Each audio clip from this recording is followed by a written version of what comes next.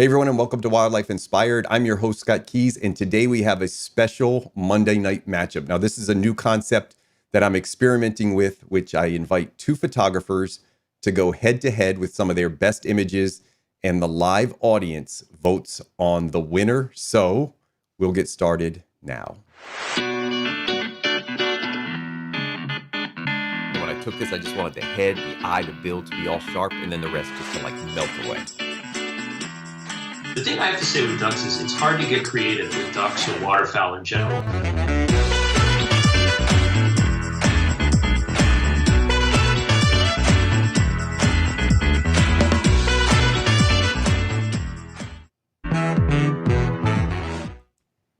All right, and welcome to the show. We've got Dan is down there on the bottom. Dan Wakefield, say hello. Hey everyone, how you doing? And Matt Sullivan, looking leisurely as always, is down there on the right-hand side. Matt, say hi. Hi. All right, so we're going to Skype these both in at the same time. If there's any problems in the chat, you can let me know if volumes are okay and stuff like that. But I think we're going to get through this. And before we get into the showdown, I do want to just go through a couple things and see what you guys have been up to. So Daniel's down in Florida. Daniel has been on the show before. Now, I can edit this and add some cards up here. So I'm going to put a card up here for Daniel's show first. And you can check that out. We did that, God, it feels like 2 years ago, Daniel. Was that about right? Yeah, it was, I think it was before I went to Uganda, I believe. May have been that same year or the year before, yeah. Yeah, so that was a while ago. And we did a whole show on herping in general, and Dan shared some of his favorite images. Now, down in Florida, Dan, I guess you can still shoot snakes year-round, right? Yeah, so it kind of, the strategy changes where I just get out and start hiking for them in cooler weather, and cooler being like days with highs in the 60s or something like that. And then all the snakes just come out basking. And so you can kind of hike along trails and find them out kind of on the edge of the trail basking. So that's, I've had some actually really great success in January finding rattlesnakes down here. So that was pretty awesome. All right, cool. And now I also know that you have taken on, I don't want to say a new hobby, maybe it's a new career or just a side interest. So tell me about this other thing that you started experimenting with. Yeah, so I started doing professional headshots for people. Is that what you're talking about? Or? Yeah. So I've started that, and my goal is for it to become a full-time job. And it's basically it's taking headshots for people for LinkedIn, for their company website, things like that. But it also involves expression coaching. So basically helping people to know how to look confident in front of a camera, even if they don't feel confident in front of a camera. So if you have a CEO comes in, he may be a super confident guy, but not know how to look confident. So I coach him about how to do that. All right. Well, that is a good skill to have. So if I ever need headshots, I got you. Absolutely. All right, Matt, now you're up in the Northeast, Matt. So I know you're not getting snakes this time of year. What are you doing in winter when the snakes are dormant? I usually go into a crushing seasonal depression from like mid-November to mid-March. And normally by this time, I've had at least some amphibian action, but it still hasn't rained up here. So hopefully this Thursday, it looks like we're getting rain. But yeah, it's mostly just sadness and darkness. So is that the key so you'll go out and just flip rocks? Is that what you do? For amphibians? Or you just look for these pools? Like this time of year when it rains, there'll be like mass migrations to vernal pools so they can breed. Okay. So you'll have big frog and salamander orgies, but it's triggered by rain. So if you don't have any of that, they're not going to be above ground. Okay. So at this point, we haven't had any rain because it's been, when we have had precipitation, it's been too cold, so it's just been snow. But Thursday looks like there's a 90% chance of rain, and the temperature looks high enough that it should stay rain for most of the night or all of the night. So fingers crossed, and I'll be out there in my rain boots, my rain jacket, and my housings and all that stuff, trying to get salamander sex pictures. And you do underwater photography as well, right? Yes. Yeah. And Daniel, that's what I'm going to be doing. Yep. I'm going to try to shoot them underwater. I've done it a couple times, but I've gotten some okay stuff, but nothing I'm really thrilled with. He says okay, but yeah, right. It was pretty amazing, actually. Yeah. If you guys didn't see, I'll put the card for Matt's show up here. If you didn't see, like it's he's really freaking good at what he does. Like really, really good. I talked to a couple guys that have shot with Matt, and they were like he's just intense, and he's like he just sees it. He's like looking at a scene that looks horrible, to the naked eye, and he's gonna make a work of art out of it. So if you didn't check out that full episode with Matt, definitely check that one out. He's really, really talented. That was enough compliments for like the next 3 or 4 months. All right. Well, you see, I get to shoot. I mean, the nice thing about birds is they're here year round. So we get the wintering birds, we get the spring birds, we get the summer birds. So actually, the worst time of year for me is generally like late July and August, when the breeding birds have kind of like kicked out, and there's some juveniles floating around, but they're getting ready to migrate, and it's just really, really, really slow. But yeah, this time of the year I'm starting to look forward to migration now. All right, so here's what we're going to do. Let me pull this up. We are going to pull up 2 images here. Now, if I did it right, Daniel's image is over his head. Matt's image is over his head. In order to vote for this, now you can, in the comments, you can tell me, hey, I love this, I love that, but you're not voting in the comments. You have to use that Google form, because Matt is very competitive. And if I don't have scientific evidence of the winner, he's going to contest this. So we did this by categories. I gave these 2 guys categories within snakes, and their job was to find things that fit into these categories. Now, I am not a snake expert by any means, so I will ask them for clarification at times. But this was basically just common species to your area. So, Daniel, real quick, what is your species on the left? That is a Florida cottonmouth. Okay, so fairly common down there. Yeah, very common, and venomous, semi-aquatic snake. Find them all over the swamps down here. Okay. And Matt, your species? Black rat snake. Okay, so pretty common. I think I've actually seen several black rat snakes, and I don't even look for them. So fairly common here. If you're talking about in your area, they're probably one of the most common snakes out there. Yeah. Yep. Yeah, I think the only ones I could probably definitely tell are garter snakes, and there's another. Is there a black racer? Yes. Okay. So I don't know which do they look like this? Do they look similar? They're very similar. Okay. Racers are fast, rat snakes are not. Okay. And That's the name. rat snakes have a square face. Racers are round, but Okay. yeah, unless you're like right up in their grill or you've seen enough of them, they're pretty hard to tell apart. Okay. So first vote is now in. We are going to move on to the second one, but you're voting now for the best common species. And we'll go to the next one. Now, I don't know everything about snakes, but I think vipers are dangerous. Am I? Yeah. Did I get it right? Yeah. So if these bite you, so by nature that means they're venomous, right? Yeah. Yes. How would you guys feel if I said poisonous? It would I'd make me a little bit sad. So I even know this now because I talk to enough snake people that when somebody says to me that a snake is poisonous, now I have to be the guy to correct them. So I guess, yeah, I don't know. I guess snakes, can they be poisonous if their skin had toxin, or is that still venomous? I think there's one snake that's poisonous. Isn't it a bronzeback or a keelback in Southeast Asia? Yeah. So that sounds right. I don't know, but yeah, I think there's one species of snake that's poisonous, not venomous, but all the rest of the venomous ones are venomous. Dan mentioned a trip. You've traveled to a couple like remote places, Dan, and you've actually told me prior to the show you want to go again soon. South America? Yeah, Amazon. Yeah, pretty intense. And what is the snake you set your eyes on down there? It's called a bushmaster. It's the largest venomous snake in the Western Hemisphere.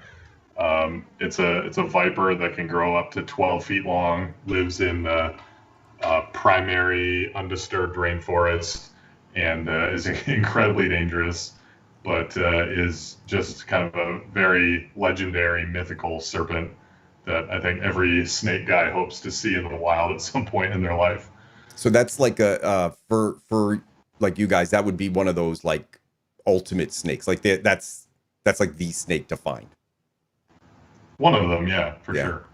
All right, let's go through these two that you've got up now. On the left side, Dan, you've got you titled yours, so I know this is a rough-scaled bush viper. Where did you photograph Yeah. that one? So that's from Uganda. Probably is among one of the rarest vipers in the world. Not the rarest for sure, but it has a pretty restricted range in Central Africa. And it's just a really unique viper species. It has those incredible scales, and it eats like snails, which is pretty cool for a viper. And they live up in the trees. Very, very cool. And one thing I noticed about each of these, and I don't know if this is common with all snakes, but the eyes are unbelievable. Are vipers known to have like cooler eyes than other snakes, or is it just these species particular? Some of these ones, I mean, these ones are just really, really cool. Not all vipers have awesome eyes, but some of them definitely do. Yeah, I think The if this vertical was pupil's cool. yeah, everything about it in like especially like Dan's is, I'm not trying to sway the vote here. Dan's is like more marbled, but even Matt, what is your species? Many horned adder. So it's probably the worst tempered snake on earth, but it's only like 10 inches long. Oh wow. But, like all those little particles that are in the air there is like sand that were flying after it had just struck at me. So it's kind of adorable because they're so tiny and they're so angry, but you still have to be careful not to get bit, because if you have a bad reaction, it could still be they can make your life miserable for, a few days, weeks. Just out of curiosity, when you're shooting these, I know some of these are probably, well, this one I know is with flash, and some of them, I think when I scrolled through earlier, look like natural light. Is it just like a single flash did you set up, or do you actually set up more than one? For this one, I had two. I had my big one, camera right, and then a small one, just to give like a little bit of, rim light, I suppose. Camera left. Usually, I'm too lazy to set up two, but if the situation's like if the snake is just sitting in one spot and it's a species I care about, I'll usually take more time to set up multiple flashes if I have them, and that's probably one of my top 3 favorite species on Earth. So I took the time to photograph it for real. Yeah, pretty incredible. I mean, like I mentioned, that Dan's eye to me, just as like a novice, is like super cool. But these, I don't know if you call them horns, but these, these horns are just amazing. Yeah, they're really cool, and they're actually just modified scales, and each individual has like a different kind of aesthetic to their horn, just depending on age and size and individual genetics, I suppose. But they have such a cool face. Yeah, that's awesome. All right, let's go to this next one. So we've got this is now, I did not know that rattlesnakes were also vipers, because when I sent them vipers and rattlesnakes, they let me know that a rattlesnake is a viper. Yes. So this is best non-viper rattlesnake, I think we called it. But Dan, yours is on the left, and what species would this one be? So that's an eastern diamondback rattlesnake, from down in the Everglades. Largest rattlesnake species in the world. My favorite rattlesnake species, and that one in particular was just a awesome experience, photographing it in a recently burned out tract of pine rockland, and it was just incredible. That was easily a 5.5 foot snake. What's the largest snake you photographed that would also be venomous? Is this it? I have seen one eastern diamondback that was maybe 6 inches longer than that, but that one's definitely close to it. That's your big boy. Yeah. That's your big boy. All right. On the right side, Matt, you've got like kind of this high key look here. What's the species? It's a speckled rattlesnake from Arizona, and it's a super variable species. So anywhere they exist, they kind of take on the color of their habitat. And this particular mountain range, all the rocks are white. So the rattlesnakes there have adapted to be the same exact color. So they're pure white with some, black speckling. Yeah. So they blend in with it like ghosts. So I kind of went for that, ghostly effect. And contrasting to Dan's 5.5-foot rattlesnake, this thing was like 14 inches, Wow. if that. And that population is of speckled rattlesnakes is also dwarfs. So like in other areas, they'll get 3-4 feet. Those guys max out at about 2. And I think I've talked to people, and it's just because there's not enough food sources there for them to get big. It's a really harsh environment. So growing to a normal speckled rattlesnake size would be detrimental. Yeah, that's talk to me about, just real quick, especially on yours, Matt, like post-processing. Is this like lightly edited? Like how much editing do you generally put into an image? I mean, my post-processing skills are generally pretty trash.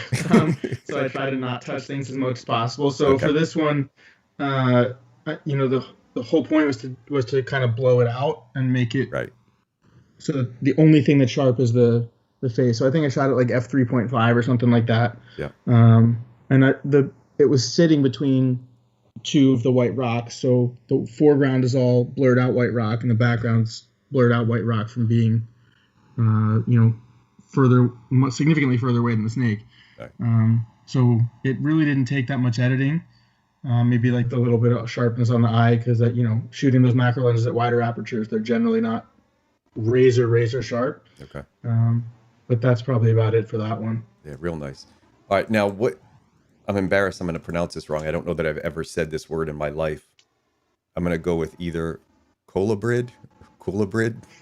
Tell me how to say it. Damn, what is it? What's it mean?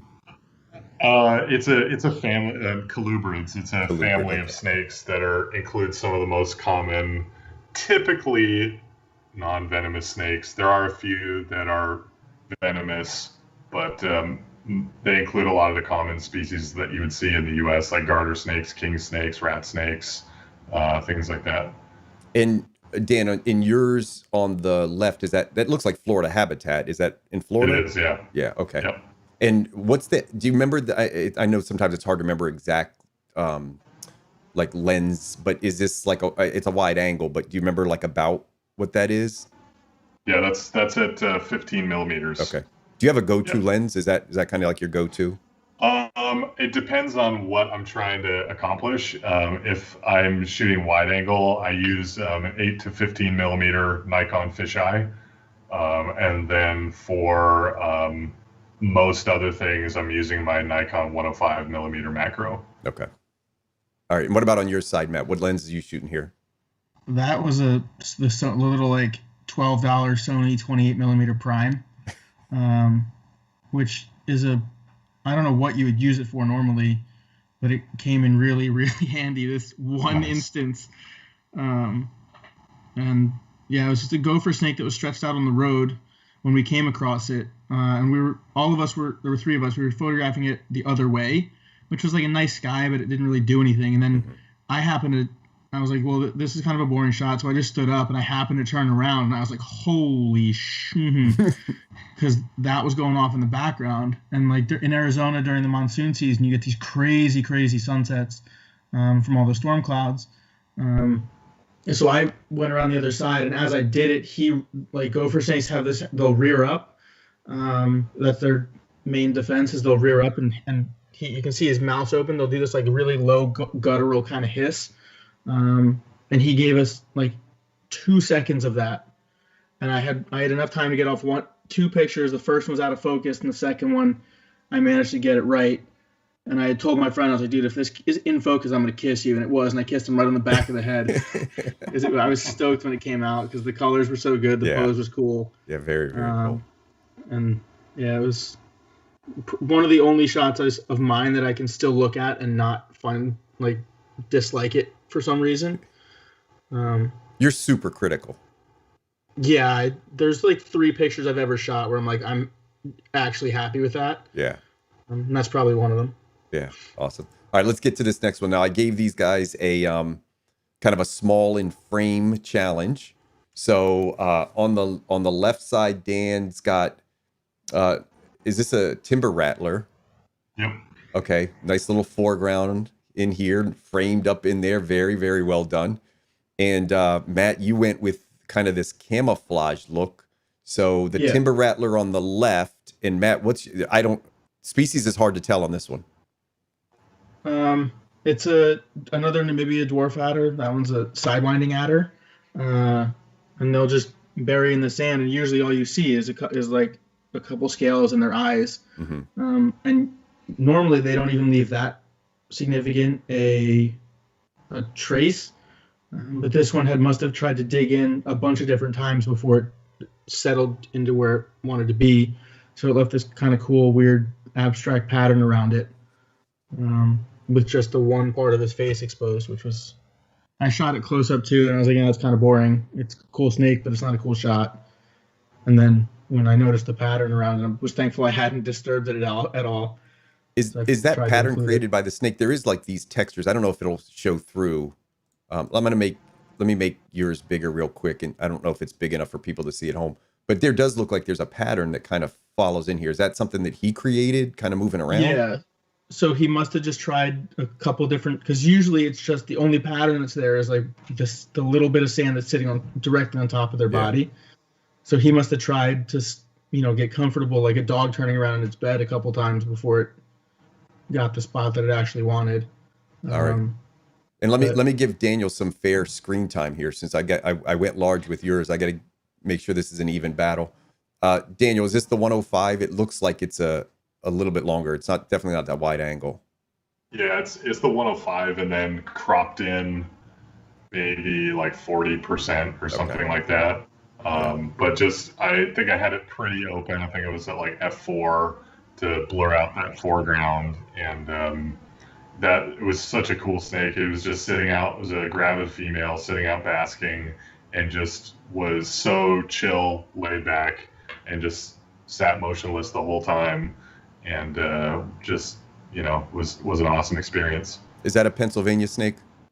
It is. That's yeah. They North Central PA. Yeah, I've never seen them. My friends locally like to go out and try to look for them. Not far from me, I hear is a pretty good area. So just north of the Lehigh Valley in Pennsylvania, I know there's a pretty good stretch of those, and they come in 2 phases. See, I know something about these things. So this is a black phase, and then there's another one, right? Yeah, the yellow phase. Yellow phase, yep. All right, let's go to this is best tight shot. So there's Dan's, and there's Matt's. Dan, what am I looking at here? You're looking at my favorite snake in the whole world. That's a Gaboon Viper from Uganda. Okay. And that's an in situ image. That's exactly how we found him. And he's just staring right at me, looking right in my soul, it seems like. And that I think that's the only Gaboon picture I had that I submitted, but this was an absolutely massive snake. Not as long as the rattlesnakes that I've seen, but this snake was like easily as big around as 2 or 3 water bottles. And its head is like this. Wow. Triangular shaped, largest fangs of any snake species in the world, and just the pattern, the intricate pattern, and just the way that they look at you. They're sitting motionless, but you can see their pupil moving as they follow you when you're moving.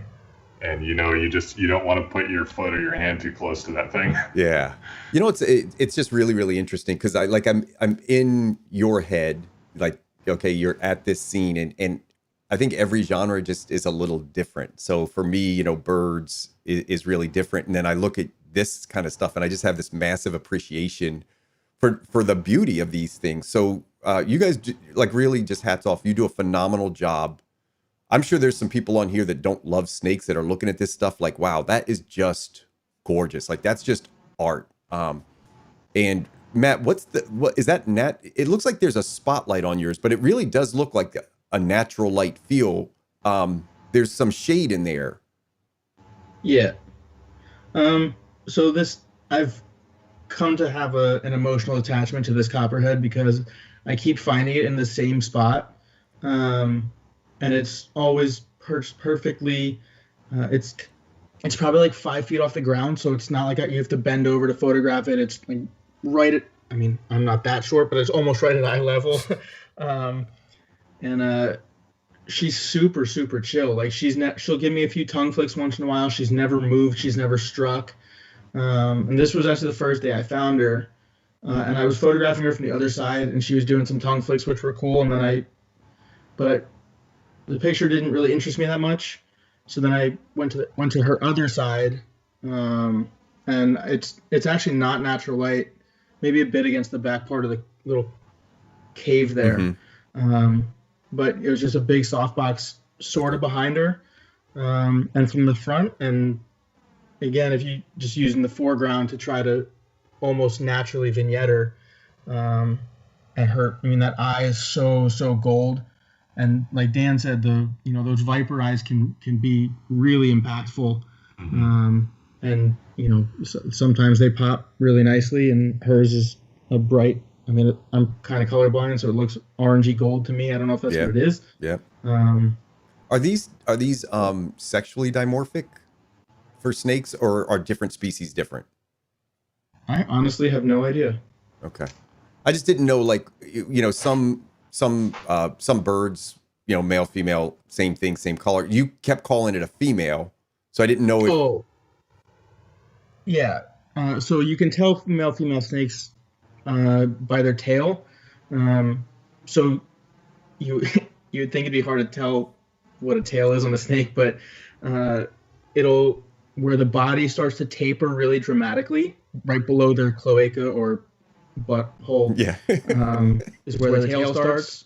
So the females have shorter tails, males have longer tails, and it's generally the easiest way to tell. Like, males will be dramatically longer tails. Okay. From that point, hers tapers really quickly, and by the last time I saw her, she looked thick enough to be pregnant back in, I think it was August or September. Okay. So, I mean, there's a chance she's a male, but 99% sure she's female. All right. Now let's get into this. This is best habitat. Two totally different approaches to this. Dan's got this really pretty forest scene, and Matt's got what looks like some man-made shelter, or I don't know what that is. So Dan, where's yours taken? This looks like the same snake from earlier. Yeah, so it's also in Uganda. It's actually a different species from earlier. This is the variable bush viper. And if you look closely, it's got a very intricate eye as well, but it's green instead of that kind of grayish blue on the rough scale. Yeah, have a look at that eye, and it looks like it's wearing eyeshadow. Yeah, that's impressive. It's kind of a goth snake. Yeah, very nice. Again, that's with the 15 millimeter fisheye. And one of my goals when I went to Uganda was to just get some really good wide angle shots of bush vipers in their arboreal habitat. And this shot actually got honorable mention in the Africa Geographic Photographer of the Year competition. So I was pretty excited about that. I had no idea it was gonna go that far. Big time! Look at you, Mr. Wakefield. All right, Maddie, tell us about the species first. So I went with a different habitat approach. This is the Pine Barrens, right? Normally I'm with Dan. Like, I like that the close focus wide angle is my favorite type of shot, and I have plenty of those. But this one has always just intrigued me because there's a timber rattlesnake. It's a timber rattlesnake, and there's a rookery in South Jersey that used to be filled with trash, and it was like a shooting range for the people who lived down there, and shotgun shells and everything all over the place. And there was always this couch out towards the back of it, and usually you could flip it, and there, sometimes you'd see a rattlesnake under it, sometimes a king snake, something like that. And then one day I walked back there, and it was flipped upright. I assume because people were shooting at it. And it took me a minute, but then I noticed that the rattlesnake had kind of climbed up there and was hammocked and asleep in the bottom fold of the couch. And at that time, it was a bunch of years ago, I had my D700 and a 50 millimeter lens, and I had no idea what I would not have given for a 15 millimeter or something then, because she never even knew I was there. But it was just an interesting picture I thought of, you know, a rattlesnake using our trash to its advantage, because it's such a disgusting piece of humanity. Yeah. But this thing figured out a way to benefit from it, which I thought was pretty cool. Yeah, it is pretty atrocious looking. Yes, it's a disgusting couch. And this is one of those interesting. I did a show with Jamie Heimbuck a little while ago, and she talked about she's much more into like conservation photography, and these are the kind of images that do really, really well in conservation photography, as opposed to Dan's in this particular case, where he has a much more artistic kind of feel and much more natural feel, and then you've done this really great documentary of this habitat. So really, really nice job. Two very different approaches. Now this color patterns are similar, but very different approaches to the look. Dan, yours on the left is what species? That's an eastern coral snake. Venomous? Yes. Okay. Do corn snakes look like this, or am I wrong? No, scarlet king snakes and a number of milk snakes have the similar mimicry going on. Okay. But yeah, the order of the rings is a little bit different, at least in the southeastern U.S. Okay. Dan has to be careful, because if you get him talking about snakes, like he just won't. He'll just go on and on and on. Like we'll be here all night talking about snakes. He warned me. He's like, I used to be a science teacher, so don't get me going. All right, and then Matt, what's yours on the right? This is going to be an interesting, again, very different approach to color. Even though the color palettes are very similar, much different feel on both of them. So Matt, what is your species? I almost picked my only coral snake picture too, which would have been an interesting head-to-head. But that's an eastern hognose from PA, and that's my favorite snake in the U.S., that species. They're really variable. They all, you know, unique personalities, and they come in a million different colors. The orange ones are generally my favorite, and I found this one sticking out of a railroad tie, the side of a railroad tie one day, and I walked over to it, and it immediately puffed up and hissed, and when they cooperate, they're awesome photo subjects. And then if they decide they want to play dead, which is their main defensive tactic, they'll just roll over and gape their mouths and stick their tongue out, and then, you know, the show is over. And you could sit there for 3 hours and that thing might not wake back up. But this one, thankfully, was bold enough to just kind of spread its hood, hiss a little bit, and just sit there. Yeah, I had seen these photographed and shared. I would not have recognized this, because I think all of the ones that I've seen, and they're not super common, right? Like when you find one of these in PA, it's kind of like, oh wow, I found one of these, right? Yeah, I mean, it's weird because they're a widespread snake, and in like very specific spots they can be pretty common. Mm-hmm. But generally, they're a hard snake to find. Okay. And even in the spots where they're common, you could go out on what you think is a perfect day and not see any, and then you go out on a day that's, you know, mediocre at best and find 4. I think Dan last year found like 8 or something in a day, or some ridiculous number. Yeah, I had serious help though. There's the ones that I've seen posted. I don't know if it was Dan's. And Dan, I can put his Instagram handle in here, because I think Ferguson is that who you went with in PA? Yeah. Okay. Yeah. So I'll put his Instagram handle in here for the people that like snakes. He lives a little north of me in PA. Really into the whole thing. So he's very knowledgeable, and a good talker and a good conversationalist. So if you're not following him on social media, I'll put it in here in the comments, since we've given him some airtime tonight. But the thing I wanted to say is, I'm not sure whose snake I saw, but I'd never seen these colors. So I didn't even know these colors existed for this species, but I've seen the species before, but they always looked kind of muted, like greenish or brown.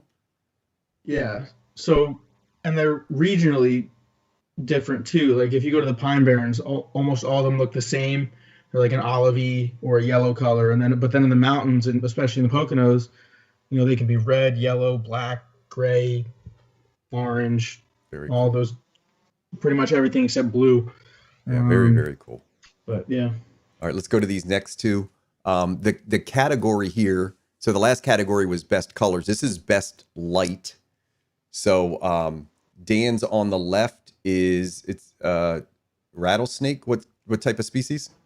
Yeah, it's a tiger rattlesnake from southern Arizona. Okay. Very well done. I like the sun flares up there. Nice touch. And very different subtle light on the right. What am I looking at here? It's a horned adder. So Okay. I got all three of my Namibia adders in here today. I was gonna say horned adder only because it looks like a horned adder. Like if you had to name this snake, it should be named horned adder. But I wasn't sure that it was actually a horned adder, or that even existed. You showed this in the episode we did, right? I think you should. That's right, I did. Yeah, this is real. Both of these are real, but again, like totally different takes on light.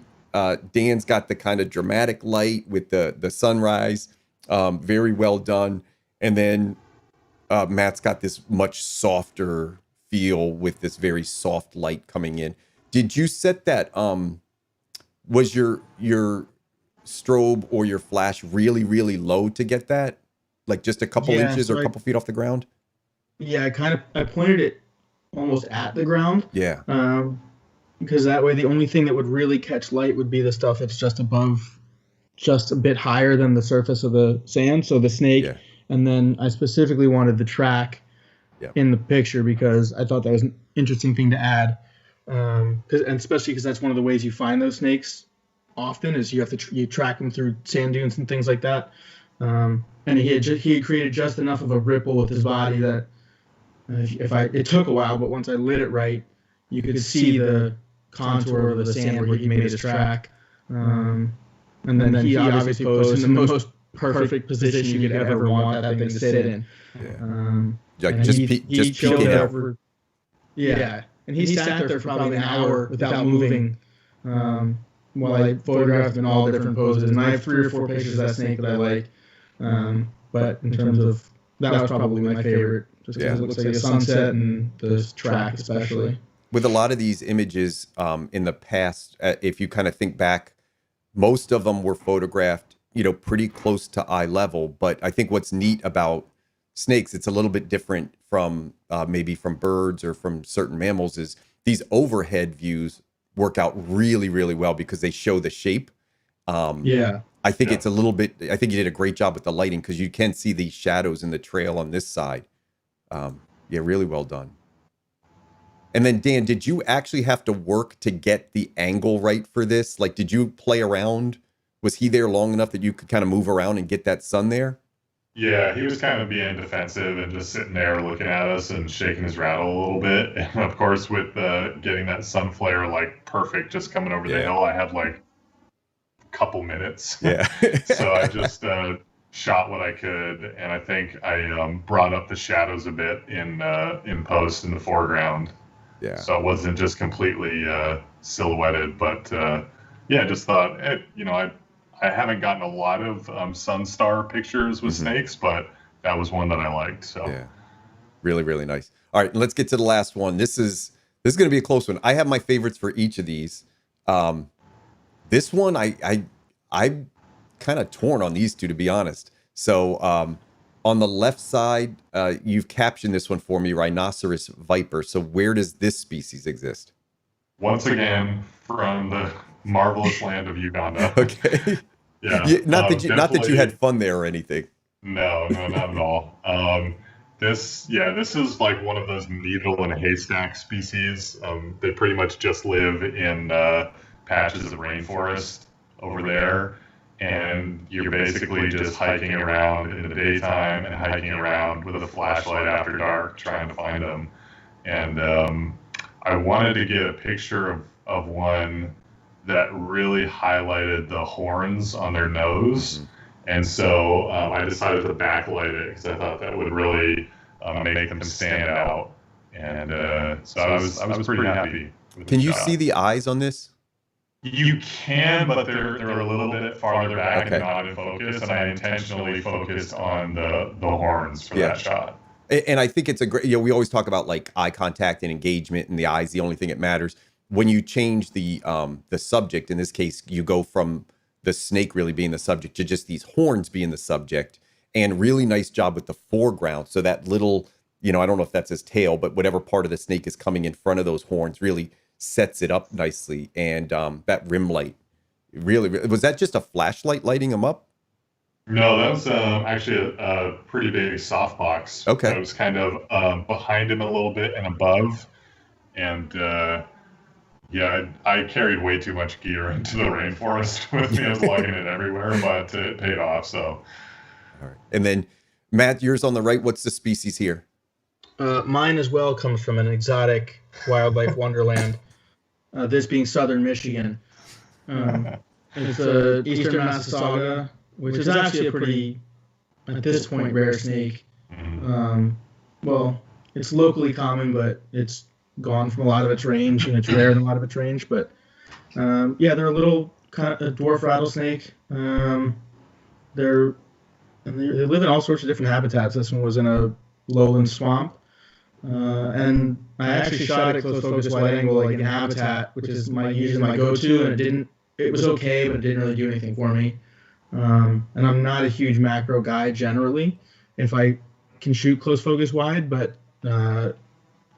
he sat there in that perfect coil, and I took a couple of shots, and this one turned out nice. Same kind of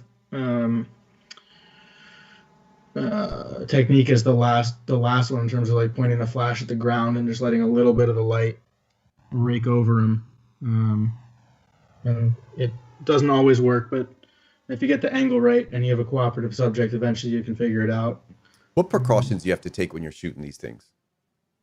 Just don't get bit. Yeah, but I mean, like, do you have like somebody over your shoulder with like a little shield there, or like do you have like a little plastic Dan thing? built a shield. I'm way too lazy for that. Okay. So generally, I mean, if you've been around enough vipers, at least, generally you can tell when they're starting to get annoyed with you, and even to some extent when they're going to strike. And usually I don't get anywhere near that point. And if you have a long enough macro lens, and you have a small enough snake, you typically aren't going to be really in any danger. And then, Dan obviously went the extra step and built his shield. Obviously he can talk about that, but which allows you to do the close focus wide without really having to worry about it. Is it a shield that goes like around your actual lens, like your lens pokes through it, or? Yeah, so it's basically a semi-clear plastic. I actually have two. One's kind of a smaller one for small species, and then one's quite a bit bigger. But they have like a hole, and the hole is big enough that the back of the lens can go through it, and then attach the camera on the other side, so the shield will not fall off when it's on the lens. So it's a bit cumbersome, but both of them actually fold down and fit into the laptop compartment of my backpack, so I can carry them with me. And I don't pull them out that often, but if there's a really, really cool venomous species that I want to get close focus, wide angle, then I'm pretty keen on keeping my fingers. And I haven't found a better way to get those photos, and other people have done other things like booming the camera into the tripod and things like that. And yeah, you've done that. I've tried it before, and I just haven't gotten good results. So the shield for me was the way to go. All right. And real quick, somebody asked about Instagram handle. So Daniel, what's your Instagram handle? Wakefield Wildlife. Okay. And Matt? Formerly homeless photographer. All right, there you go. I'll put him in the best one right there. Yeah, I'll put him in the description. That's the name of my YouTube channel as well, Wakefield Wildlife. Oh, beautiful. All right, I'll put I'll make sure I'll get with you guys after this. We'll add anything you want to add in there. So if you got a separate headshot, photo, company, business you want to plug, we'll plug that too. Sure.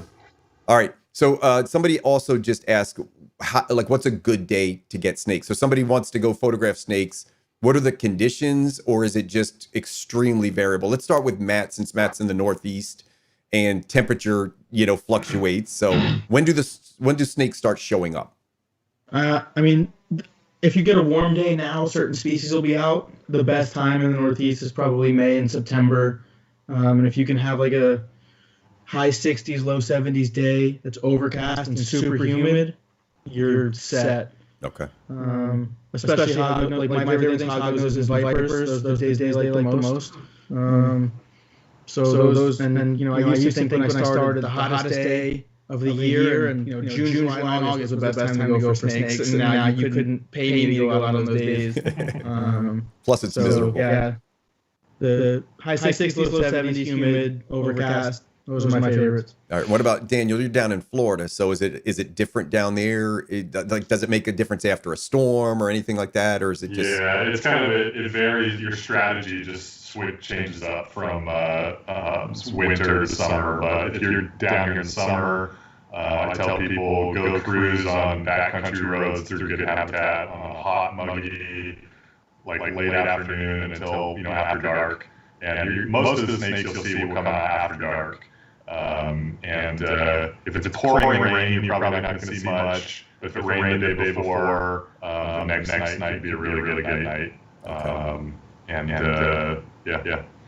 And then, do either of you guys do this professionally at all? Somebody's asking about workshops, or do you take clients out, stuff like that? So start with Matt. He does. Matt does. I'm starting to. Okay. I had, it's a weird thing to do it in the U.S. And so unless you're going for like common things, just because species are so, well guarded and spots are so well guarded. Yep. But there's, most other countries have, significantly stricter rules and restrictions in terms of who can go where and who you have to be with. So I have a couple trips running to Namibia next year for reptiles and landscapes, I suppose. And I'm hoping to get some other spots on the books to run trips to. Hopefully within the next couple months, I'll have some of those set up. Okay. But Namibia is for next March and April is all I have so far. There's 2 spots left if anyone wants them. All right. I want it. Go ahead. I can't afford it. Okay. All right. Well, in the description, if somebody's watching this on playback, they can just go find Matt on social media, and if there's an email contact, I'll put it in there so you can look him up. If you're interested in snakes in Florida, you can ask Dan, but I don't know if he's running workshops, but he will take a picture of your head. So you can pay him for some great headshots down there. All right. Well, let's go ahead and wrap this up. I saw a couple more questions. I'll just ask the people that have specific questions. I know Matt to be a pretty social guy, and I know Dan to be a terrific guy as well. And they would be happy to answer brief questions. Just don't take up all their time on social media. But I'm sure if you ask them, when's the best time to find a salamander, they'll be happy to answer you. And if let me just check and see if any more questions came in. Here's a good one. Do you use polarizers at all? Or is there any advantage to that, filters or polarizers? I haven't found any advantage, unless of course you're shooting like in crazy bright sunlight conditions, but most of the time we're really not. Yeah. Okay. All right. Good question. Yeah. I've used a polarizer for exactly one reptile picture ever. Okay. It was just like Dan said, it was to cut down some of the brightness in the sky. And I guess you can use them for amphibians too, because they can be reflective. But yeah, even then, I think it would have to be a super specific situation to benefit from it. To go through I know there's one guy, I know Josh Wallace, he uses them because he shoots natural light amphibians, which helps a lot. If you're shooting with flash, I don't know if it benefits you as much, but true. Try it. You never know. All right.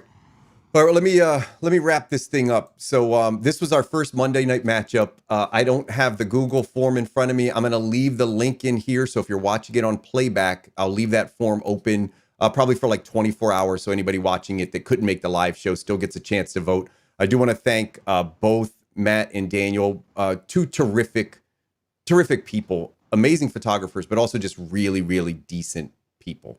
So I'd like to thank both of them for being on the show. Make sure you check out the old episodes where I interviewed this. And I just want to thank everybody for tuning in and hope we can continue to find inspiration in wildlife together. Hey everyone, and thanks for tuning into another live episode of Wildlife Inspired. If you're not a subscriber, make sure you hit the subscribe button, and I would really appreciate it if you just hit the like button. Now, if you enjoy the content here, remember, you can check out my subscription site over on patreon.com, and there I take you behind the scenes and in the field for exclusive footage, and I also show you editing techniques in both Lightroom and Photoshop. There's also archived episodes that are only available on Patreon. Now, you can also find me across the board on social media at SKeysImages. I really do appreciate your ongoing support, and I hope that we can continue to find inspiration in wildlife together.